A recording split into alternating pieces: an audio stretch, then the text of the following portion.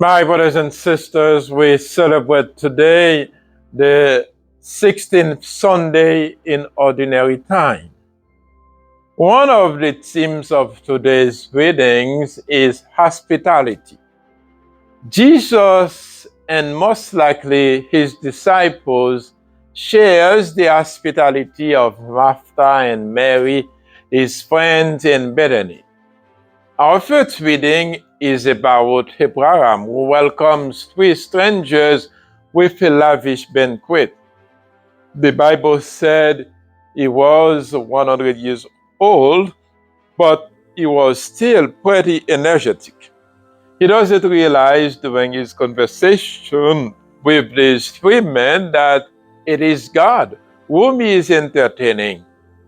God must have enjoyed the feast, for God tells him that his lifelong desire that he and his wife Sarah would have a son would finally be fulfilled. Let's continue with the story of hospitality in the light of the gospel. When we hear the story of Martha and Mary, many of us are inclined to feel sorry for Martha.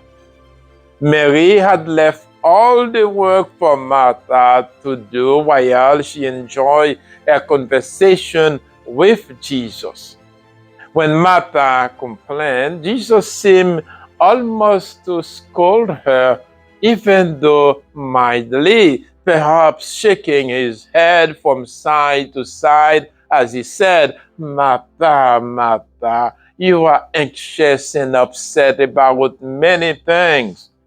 Mary has chosen the better portion." But what exactly was it that Mary has chosen? Was it simply to play the part of a gracious, lovely hostess while Martha sweated over the hot stove? When St. Luke wrote that Mary sat at the feet of Jesus, he was not describing her posture, but her relationship with him.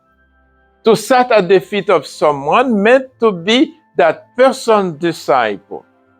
In the Jewish culture of Jesus' day, it was unheard of that a woman would be the disciple of a rabbi. Religion, or at least its external observances, was left to men. Jesus broke a tradition of long standing because that tradition was not right. He had come to call all people, women equally with men, children as well as adults, and even those who were thought of sinners to be his disciples.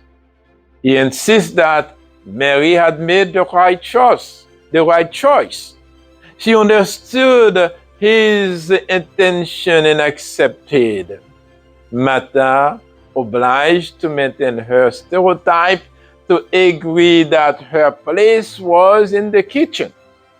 Jesus was practiced enough to realize that food had to be prepared, and so he told Martha that one dish, something simple, would be enough. Or perhaps he was saying maybe we ought to think about feeding the Spirit before feeding our faces. Or perhaps he was saying maybe we need to spend a little time enjoying each other's company before we get all uptight about dinner. Then he added, not only for Martha, but for everyone of all times, Mary has chosen the better portion, and she shall not be deprived of it. Jesus wanted Martha to make the same choice. Let us, my brothers and sisters, make the choice Mary made to really be at the feet of Jesus. May God bless you.